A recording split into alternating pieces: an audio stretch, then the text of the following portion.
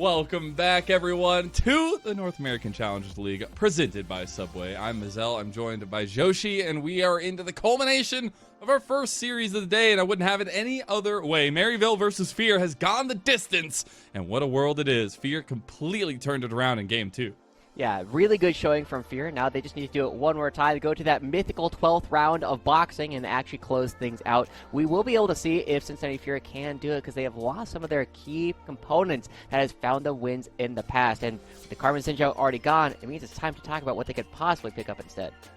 Got to look at our Subway best of 3 sidekick. I know I'm a big fan of the cookie, the churro, and the pretzel, but what else I'm a big fan of is the deer. I need to see the deer come. I got the giggle. That's all I needed. I need to see the deer come through somewhere, some way. I know it's gotten nerfed a little bit. I still love the flexibility that the pick brings.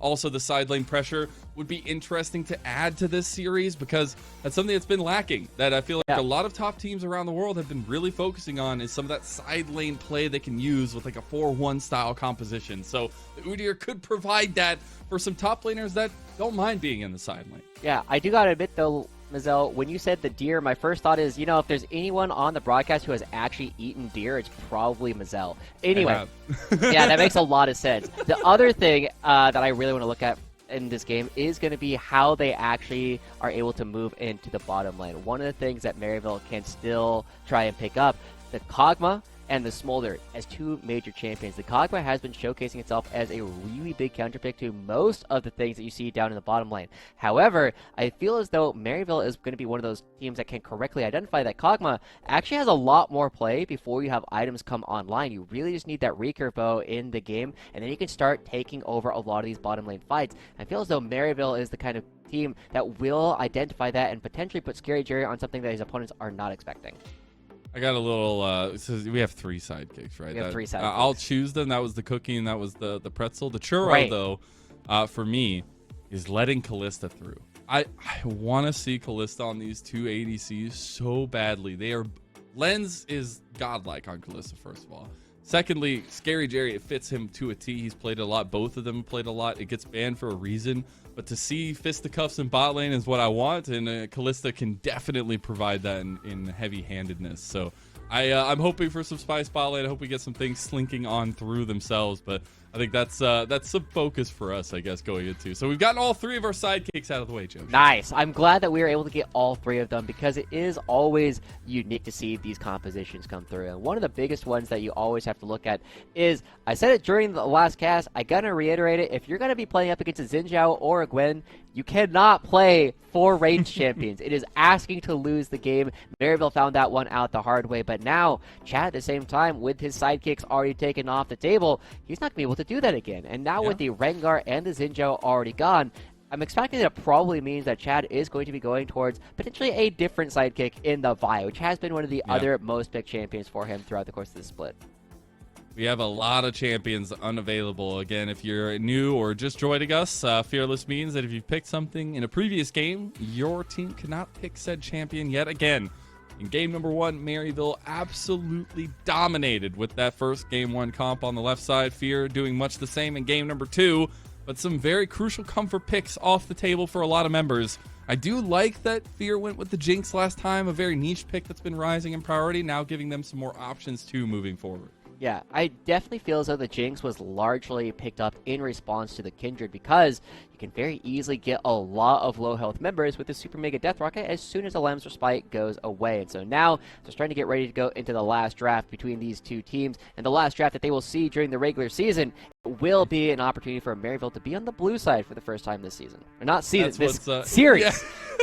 That'd be crazy. No, I'm really interested now that we finally get the swapping of sides, just because I think it does provide a lot in terms of what that first pick priority is. We see so much conversation being around that B1 pick specifically, being super, super important. And as you said, it's the final series for both these teams in the regular split. So definitely a lot riding on this as pride, but also trying to finish strong. And already we get the Nico ban. So going to take away that one as well. Just not going to give Toasty one of his very, very heavily comforted champions. Yeah, and between the Orianna, the Karma, and the Nico, these have been some of Toasty's most played champions so far this split. And I feel as though I also want to see a Vi ban come through as a Heimerdinger ban actually comes through. This looks as though I'm trying to remember. Did Toasty play this? Daption has played it. I know Daption has played it in the past, but I'm a little bit surprised. Toasty has not played it, at least this split. I feel as though if it hasn't come up in games 1 and 2, I guess now with the Fearless Draft having a bigger impact on the things that they can pick, makes a bit more sense. But it is the kind of thing where Maryville have a lot of champions that can be very aggressive into the Heimerdinger. It feels as though Maryville is coming at this with a very different angle than I think most people were expecting. I really like the Nautilus ban. I still, hopefully after, if we could talk about it with other players, why the Talia ban is consistently there from Fear, if Fear win it out. But the Nautilus bans I think is really big, just taking away some of that decision-making power from Zyko, who we've actually seen really take up in pressure with that. The Senna is the final ban there for Maryville, so taking away one of the really big combinations that you can have at least. Yeah, well, Senna is one of the best picks into Kog'Maw. Just gonna throw that one out there. Just throw that one out there. You want a sidekick? I'm just saying. Cincinnati Fear, available at Subway. They still have all of the jungle picks up except for the Rengar and the Xinjiao, which does potentially give an opportunity. It is going to be the Kalista coming through down here in the bottom side of the map, and there's a lot of options here. Like, Kalista is very strong still on this patch, but there are still a lot of tools. I really like the Aphelios, however, because with the Gravitum gun, you can shut down a lot of Kalista's mobility early on. If you slow the movement speed, you slow the attack speed. Varus does the same thing. We're cooking a little bit. So I would actually really like to see the Renata stolen away here in pick 2. Because I still do think the Renata just fits so well. It's so ridiculously strong with the Kalista. And obviously, we're able to see a lot of that in the synergy with Psycho and Scary Jerry. But the Varus here is a decent pick. You have a lot of utility, but also a little fighting strength back into the Kalista. Oh, yeah, and even with the reduced damage that he got on his AD like a couple patches ago, it is still a very strong pick overall. And now the Hui comes through, which does allow you to kind of poke out at the Renata at a greater range than the Renata can really play. But you are really asking for a lot of trouble if the Renata does ever land one of those handshakes, because you don't have a whole lot of tools. Now, we don't know that this Hui is going towards the bottom side. In fact, I think it's a little bit more likely for Toasty to play it. But with this pick coming through, we do have a lot of range already coming out from Cincinnati Fear. Renata classic combo with the Kalista locked in. Also, just something we talked earlier about, just wanting to see this aggressive natured bot lane mixed in with Scary Jerry and Zyko, who's been playing a lot more aggressively this year too. The Ahri, so that we've also seen rise a lot more in priority since Azir is gone, is the lock-in for Spyrax. Yeah, the Ahri. Everybody was very surprised at how much of a difference Ahri's win rate jumped when they got the small buffs to the Q, but now it is doing quite a bit of damage and puts a lot of pressure onto the Hui at the same time. Volibear, another champion on 14.4, really exploded onto the scene with the increased movement speed, and honestly, Philip is a player who has played Volibear in the past. It's not ridiculous for him to try and bring it out in this game. I also just think, when you don't have the option to pick Azir into RA, it makes RA feel a lot better. It's just, you can just play. We're getting a lot of conversation about that around the world. Yeah. Also, it was really interesting. I check it at player streams a lot of the time, and I've been watching Keel play a lot of the Volibear. And he's like, you got to go tank if you're actually playing this thing seriously. But then I watched him actually go a version of AP the other day when he was playing last week. So we'll see what we get with this Volibear. There's still some flexibility there, but excited to see if Chad wants to go ahead and take that one and take the reins. We're in the second phase, though. The Cassante already banned away. With the Cassante banned away, the one thing I really want to see from Cincinnati Fear is actually a Xinjiao ban again, because the Varus and the Hui are both going to really struggle to play up against the Xinjiao. Instead, they're going to be banning away Yuji's Lee Sin, another character that pairs very well with the R, and it does feel as though Cincinnati Fear, they don't have the same kind of priority in their lanes at this point that they did in Game 2 that really helped them actually find that win. And so, the one thing that they really need to focus on doing at this point is finding good matchups for Toasty and Philip. If they can find lanes where they have priority and kill pressure, they can turn this around, but so far they're very rapidly running out of opportunities to do that.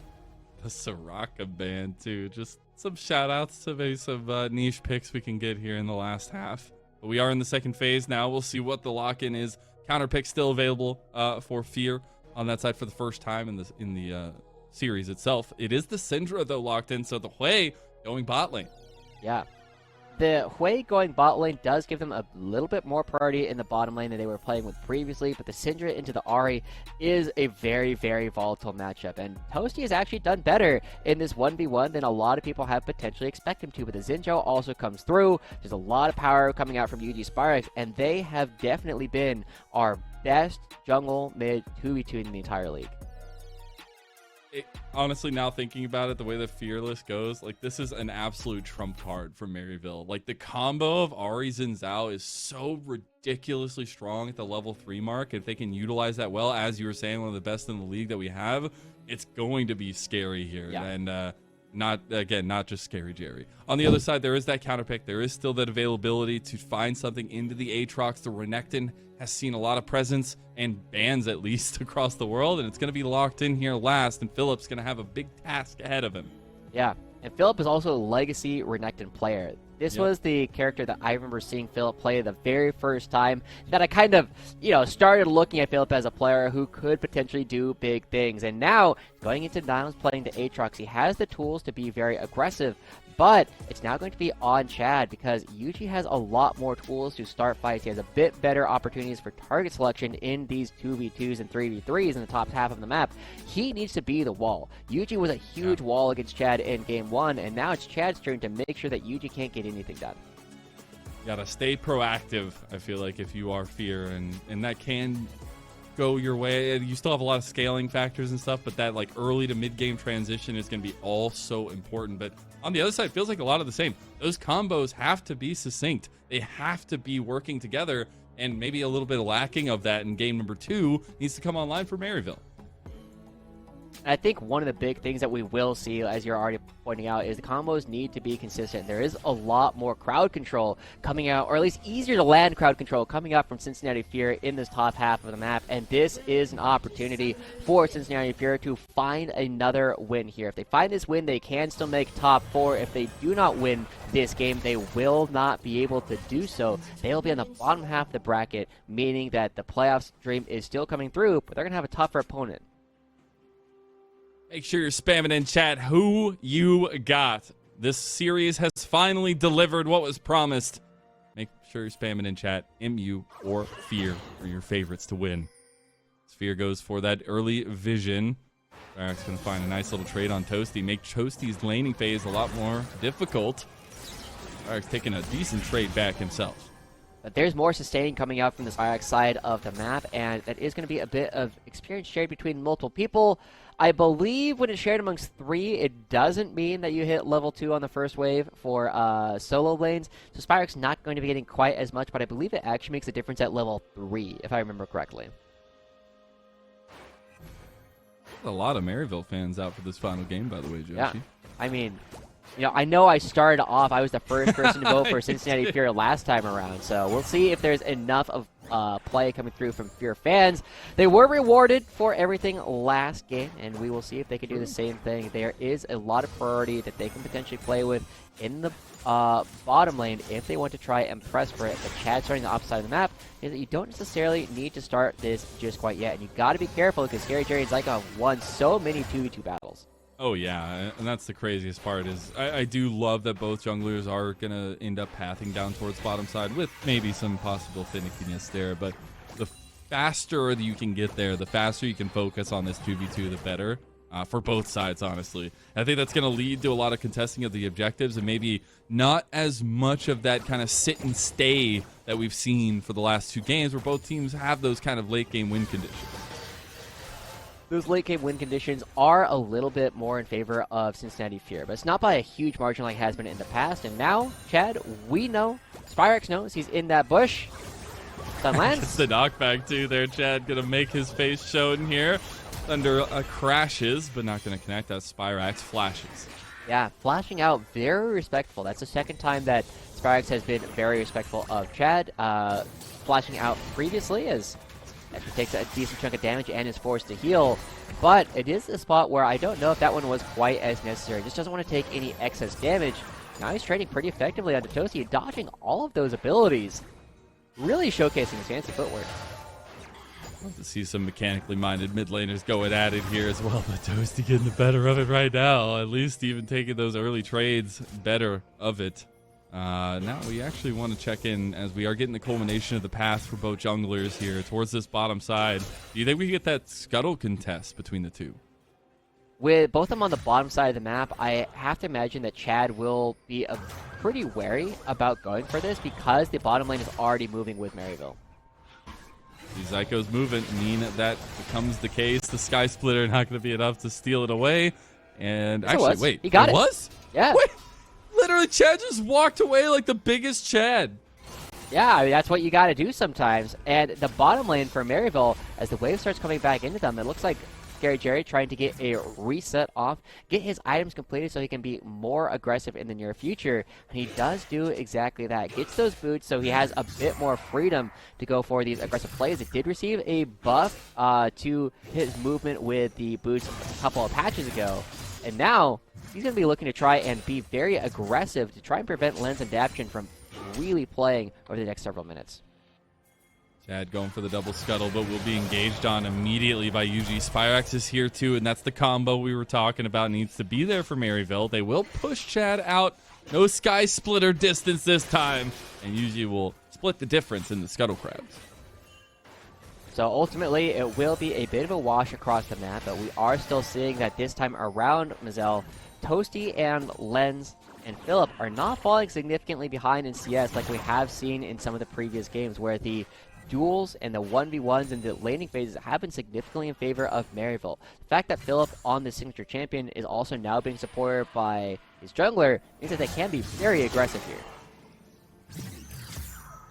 The Telegrubbies episode 1 being started up by UG. He's going to be caught watching TV here while maybe Chad being a bit proactive. He's just waiting off in the bush, waiting for Niles to step one foot a little too far. One grub has already gone down. Niles goes for the Q. Phillips stepping forward. Chad goes forward. Now two. Sky Splitter down. Niles gonna flash, but it's not enough. One more auto. Oh! He can't get the C. And that's it. Chad is coming away a little bit sad, and Niles makes it out alive. Can't get the C. What does that mean?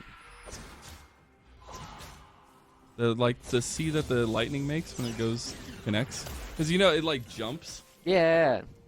So C short Maybe for that's just connect. the way. All right. Either way. The way that it looks. But hey, that's maybe just the way my brain works. Yeah. All right. At least it ends up working out. That's 2 flashes committed from Philip and Chad. I thought the flash bear slap was going to be enough, but they did not have enough control, crowd control to take them down during that. And Yuji gets away with watching television during all of that, getting the experience and the gold that comes along with that. And Maryville, so far, this bottom side of the map is getting pushed in. It's not having as much success as a lot of Maryville's bottom lanes have had in the past. And now, Yuji coming down towards the bottom side of the map with the grubs already gone. It's a play around this. Oh. Double flashes coming out there. Really good heads-up play from Lens to get out of that one, but that's going to be a big cooldown gone. Yeah, that flash being gone from Lens does mean that Yuji can potentially come back, but still no side going for the dragon just quite yet. Instead, just chunking out Scary Jerry from a range that he cannot interact with. That should allow Cincinnati Fury to actually go for this dragon here in a moment. Wow, and I want to bring it back to the point you were saying about this bot lane not being as deadly as maybe it is set out to be when you let the Kalista through, and it's supposed to be that big trump card. Really seeing a nice play around Fear and around that bot side itself, just playing a lot safely, with a lot of safety, and not giving over any of those big advantages to a bot lane that can absolutely steamroll games.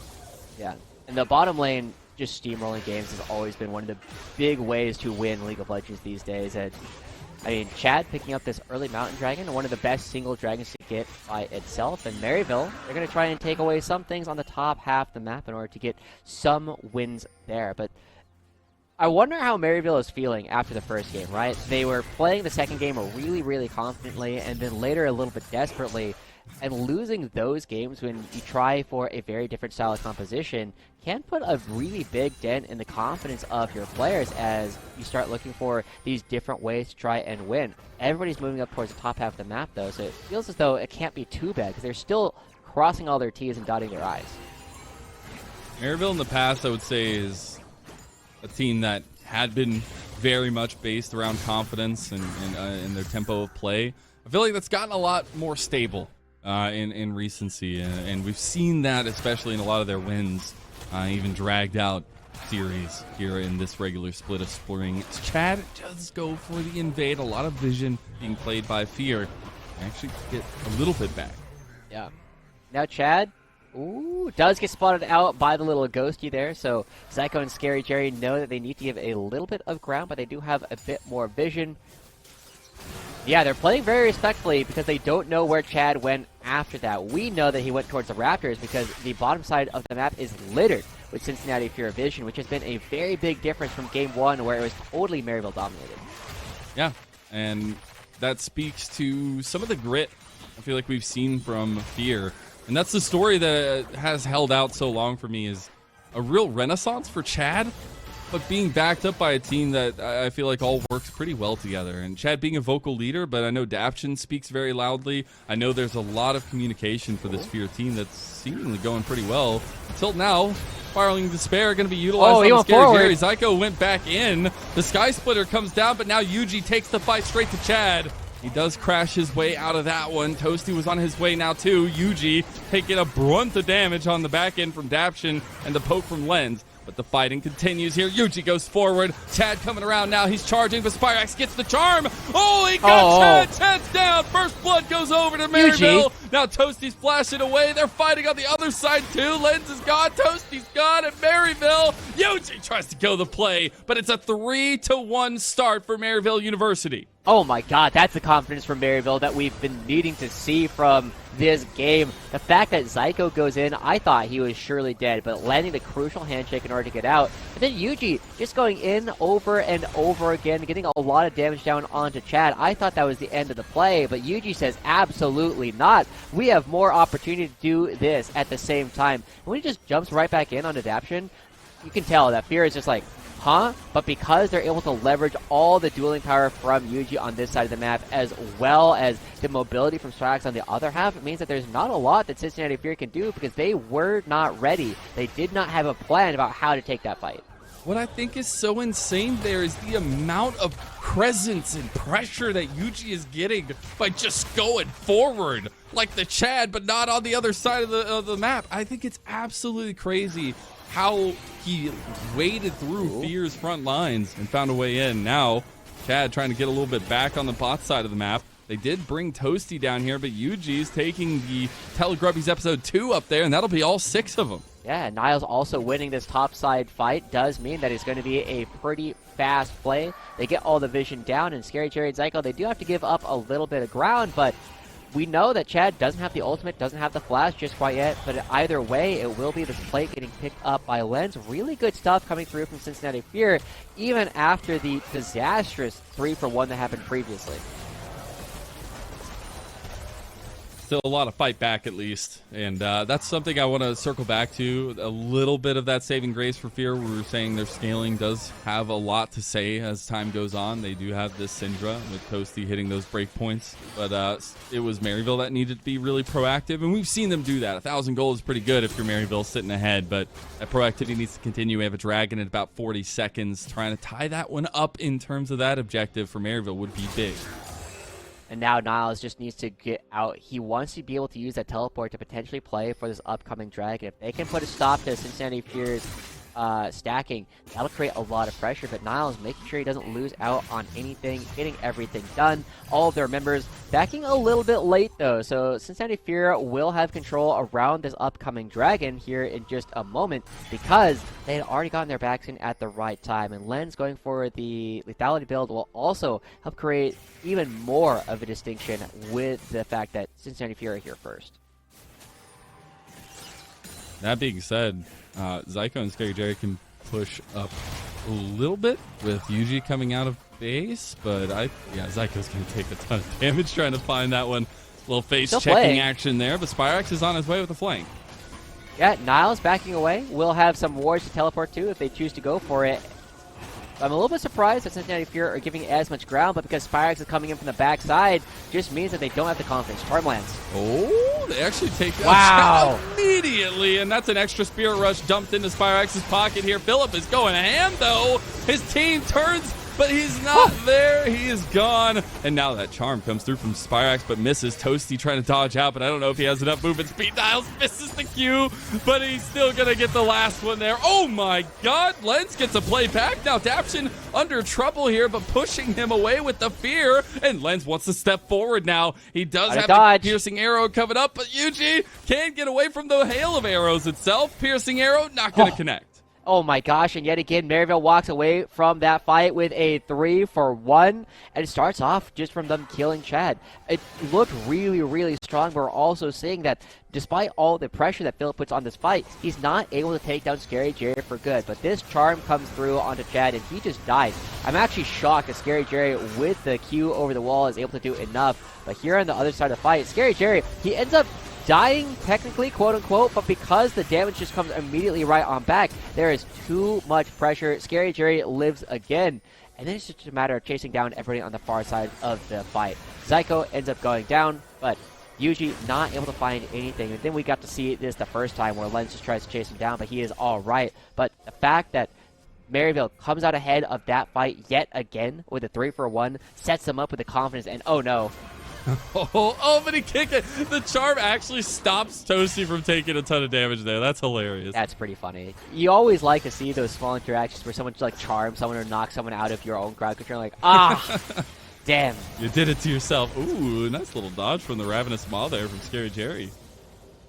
Yeah, I got to get through all of those. But now, one of the big things that we have seen from Spirax is he has been one of our best split pushers in this season, and basically throughout his entire tenure here in the Challengers and formerly Academy League, he's been really, really good at stopping anybody in the side lane. And now he's got a character where he has some malignants already completed, and he can really push Toasty around, who is still trying to scale his way into getting the free Rabadons that the Cinder does get. And now that we're in the bit of mid-game with Maryville at a very big advantageous position, speaking of, might just get even further now, too. Spiraling Despair used the Rend, wasn't enough, though. Scary Jerry couldn't get the kill there. Yeah, very close. The heal not available, but now Yuji's going to continue pushing it in the mid lane. All the little grubbies. Congrats, Twitch chat. You're going to take down the mid lane turret here for Maryville. I know there's a lot of supporters there. And Daption. Okay.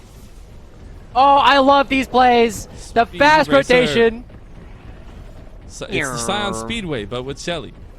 Here we go. Oh, he's such a good driver. Look at Yuji. Fantastic nice driver's stuff license test there at Maryville. Yeah, really good play. Whenever you see people start to do this, I first saw this happening in the LPL, and I was like, what is he doing? And then he was able to navigate the entire way from the second tier mid turret towards the bot lane turret, get the crash down there, and that's going to help Spirax's split pushing even more.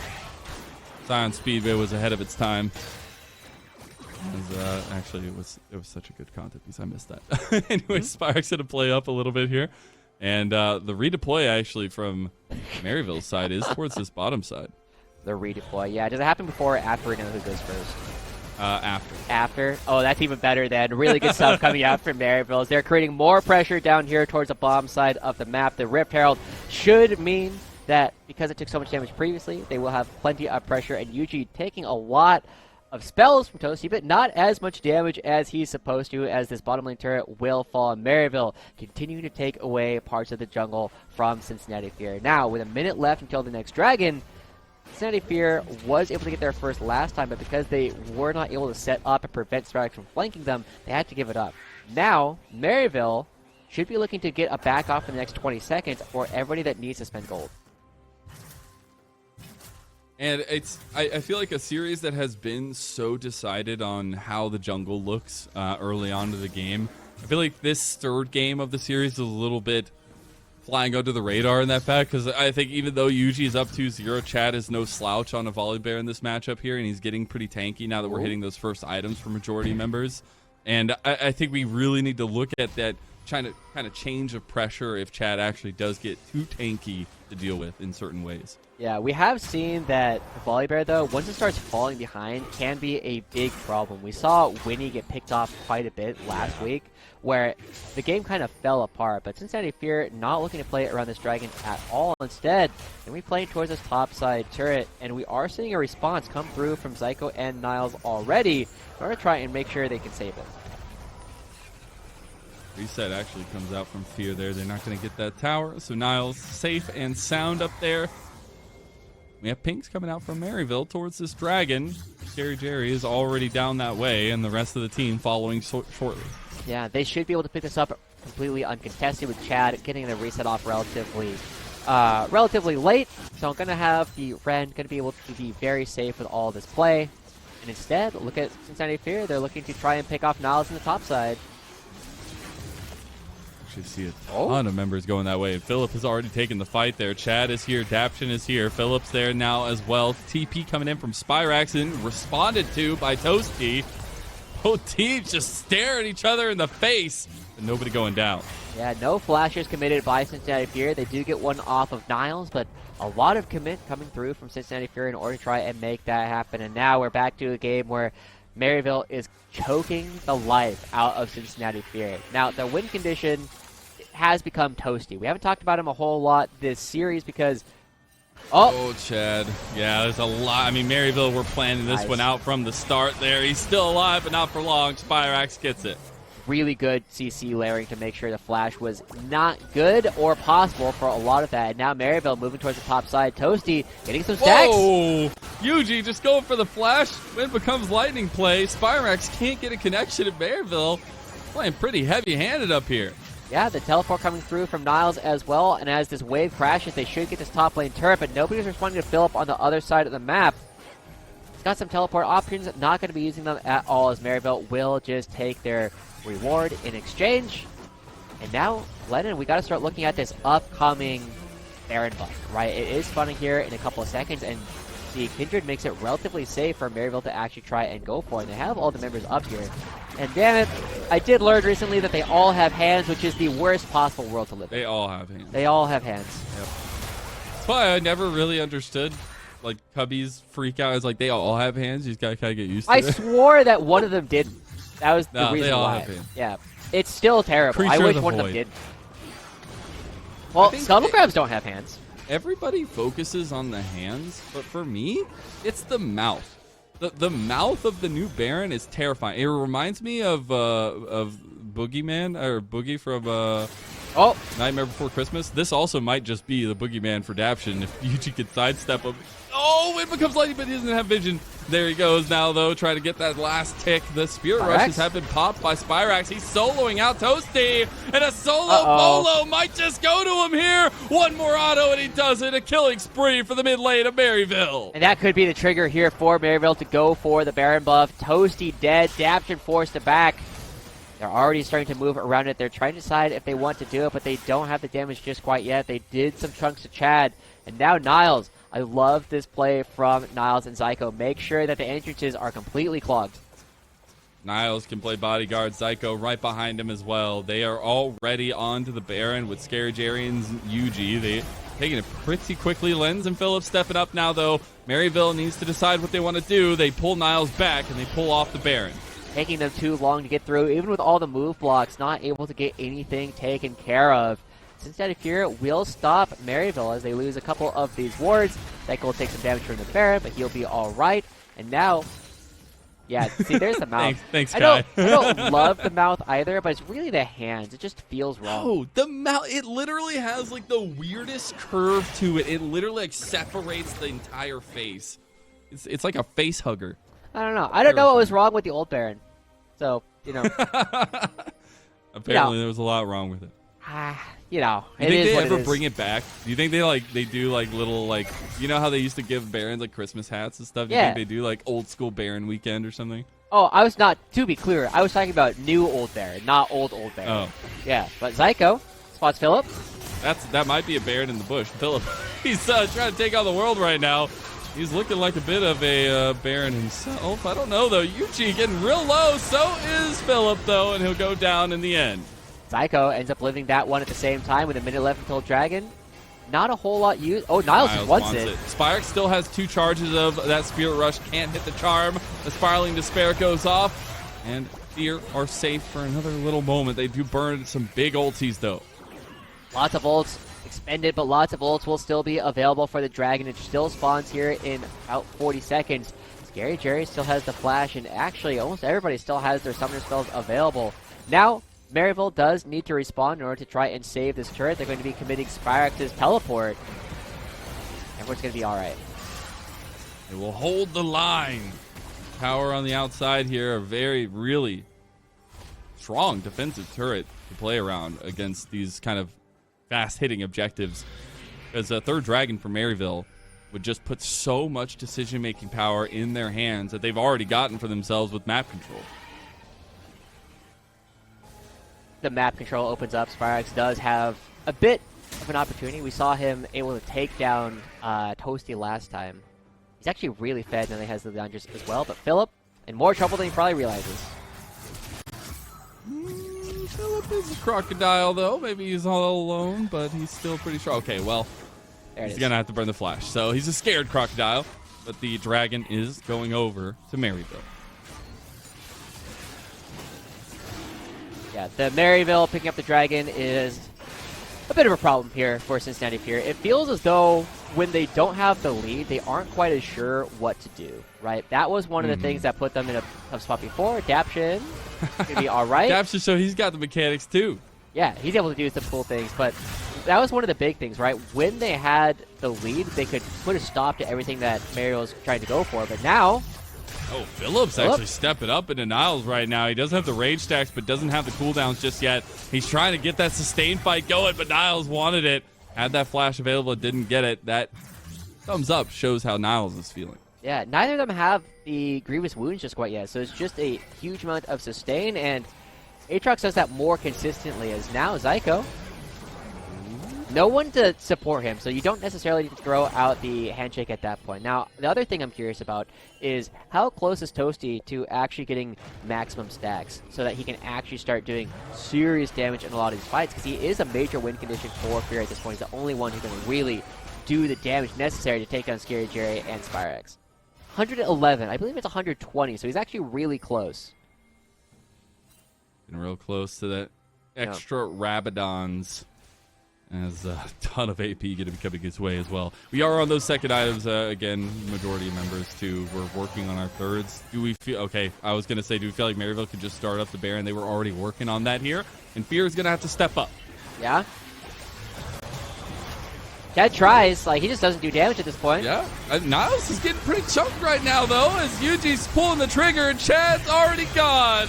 As now world-ending despair is coming, and the spiraling one is coming back, but a double kill already for Scary Jerry. He's going for a triple kill, and a huge step-up moment for Maryville as they beg the question, Fear, can you handle the heat? The answer is no. You remember Niles was down to about 30% HP in that fight? Yeah, he was nearly full HP just a couple of seconds later. That's how much this champion actually heals with no real Grievous Wounds coming in. And we saw that even with Toasty doing all the damage, committing the ultimate to Niles, he does not die in that fight. Instead, almost takes down multiple members as he heals the entire HP bar and still is able to continue fighting. Scary Jerry and the rest of friends just absolutely run them down yet again. Another rout from Maryville, as they say Game 2 was a total fluke.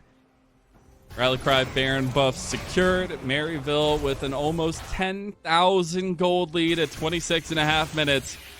And that fluke might have just been so, as game number 2 looked real good from Fear. There's been a lot of attempts at greatness from Fear here in game number 3, but Maryville have had an answer at every step of the way. And fascinatingly, the gold lead is also spread out pretty much evenly across members of Maryville, with every step really in lockstep. Lens is in a lot of hurt here. Just had to burn that flash immediately. Yeah, luckily not taking the charm, so he's able to just walk out of that one.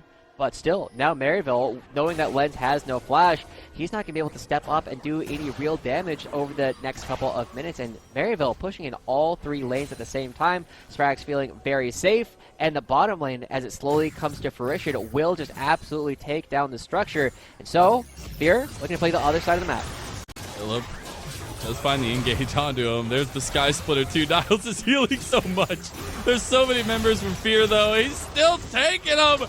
Come at me, come all! I will try a 1v3, and it finally goes down, but what a spectacle it was, because mid lane is crumbled.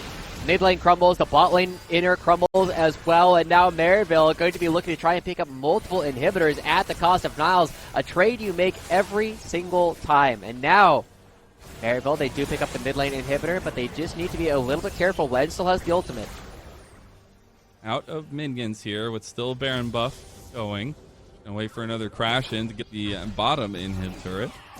Might be actually Maryville pulling back. Spyrex did have TP, so he can make the back play if he wants to.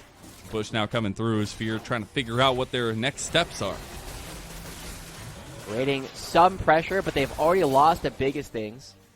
And the question then becomes, can they play around this upcoming dragon? They do have the Hex Gates to create a little bit more ease in actually getting there, but they don't have anywhere to teleport to. It is going to just be them running directly through all the vision of Maryville, and the Hex Tech Soul, the permanent slows that it effectively puts on your opponents, is going to be a huge deal when that's how Chad gets his work done. He just runs at you directly, and he has to walk through slows. Those are a lot worse for him than stuns, because he can get his Q back if he gets stunned. Feels like Fear are on the edge of a cliff, staring at the waters below. They need to make one final gap to stay on the cliff, to stay in these contentions and in this series as a whole. But Maryville want to put a stop to that. Here goes the back from Spyrex as he takes that tier 2. He still has TP, and here he comes. Fear want to make a play before he gets there. Philip just goes straight in. Yuji's almost dead, but the first attempt has gone astray, and now they're onto the dragon. Yuji is out of the fight, though. He's going to try to heal up. They got to burn this dragon before he gets back here, but he's already on his way. There comes the hostile takeover. Philip is in the pit. He's going down. No, he's sustaining. Niles has found the backline here, but who's going to get the dragon?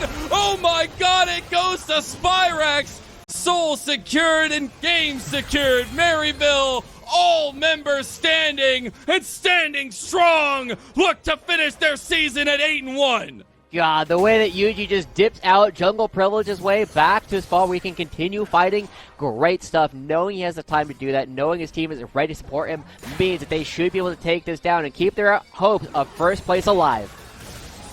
They're looking for the final finish here. A team that has been on the come up this spring. A team that has grabbed some of the best pieces in the league and found growth that some other teams can't.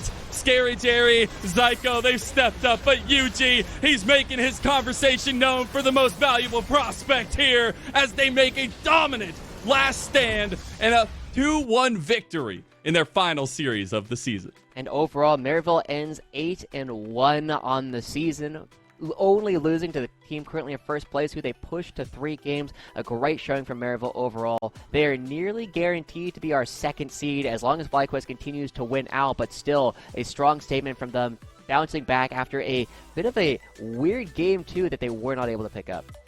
Yeah, bounce back that was much needed. I know Fear will be a little bit sad, but held their heads high because season as a whole has been really interesting. That was also their last game, and I think going into playoffs, I want to see this matchup again, or I want to see something like it. It was intense. We will be back after a short little break with a Maryville University interview, so don't go anywhere. Introducing the new foot-long sidekicks at Subway. Try the warm and delicious foot-long cookie, foot-long pretzel, or foot-long churro.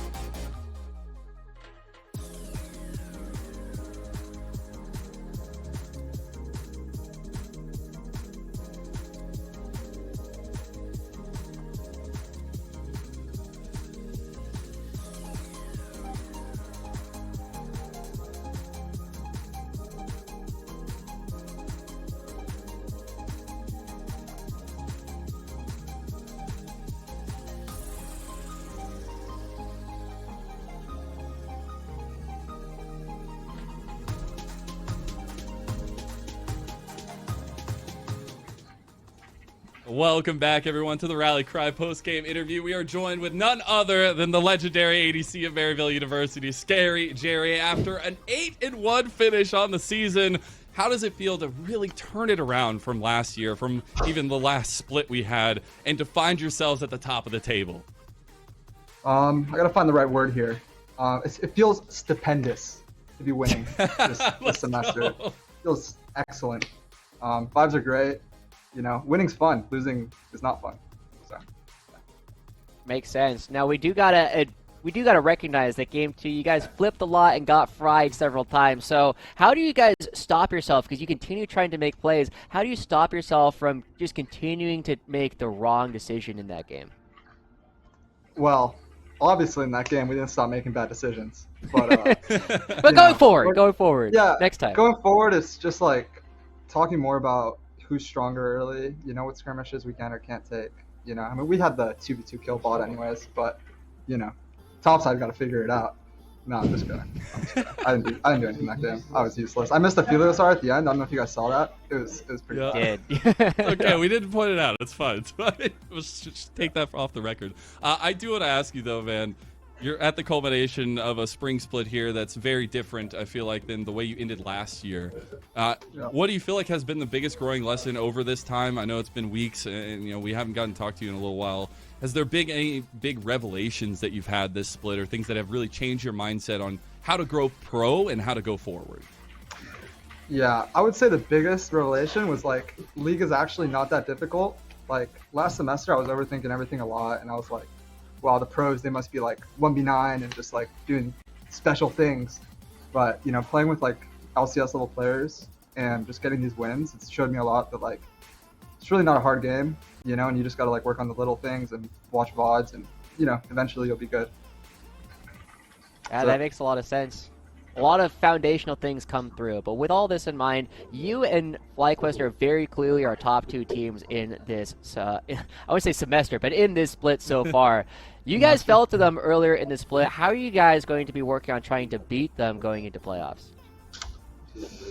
Well, obviously, there's going to be a lot of scrims, but, you know, we just need to try hard and, you know, make sure our drafts are right, our picks are right. I'm not going to say we're better than them, you know, because I did that before and we lost. But, you know, we can definitely compete with them. And, you know, I think we can beat them. We will beat them. So, yeah, just scrim, focus up. Playoffs is really short, so we really have to lock in. Yeah, Yep. It's a quick turnaround as well.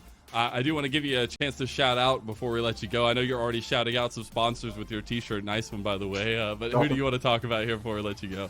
All right, I got a few shout outs here. Primero, gracias a todo Amarillo por el apoyo. Eres muy gracioso. All right, got to shout out the boy. Shout out just all the haters that were hating on me last semester, because there were a lot. Even going into the split, like they really motivated me. And honestly, people aren't hating now. That's all I'm gonna say. You know, I'm not gonna list names because there's a lot of them. But yeah, shout out to Bill, obviously. Shout out the casters. Shout out everyone. What's up? Appreciate you so much. I'm just saying I believed in you from the start. Now we're going to let you go. We're going to take it away. We're going to come back with our second series of the day. We'll be back shortly. Vote me MVP. All right, GG. They said it couldn't be done. They said the world would never accept a cookie this long. Or a churro, and probably not a pretzel either. They also said, under no circumstances should those really long and delicious treats be wildly affordable. To which we said, but we already made them. And they are. Introducing the incredible new foot-long sidekicks. Get one at Subway today.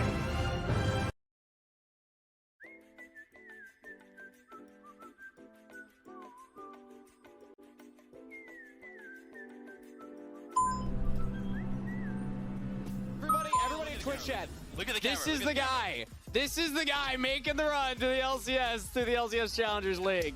Round of applause for Scary Jerry. Shout out Collegiate. We're coming for everybody. We're going to win. Also, Choco's been in the Twitch chat of every match that we've had, so shout out to him. He's our biggest fan.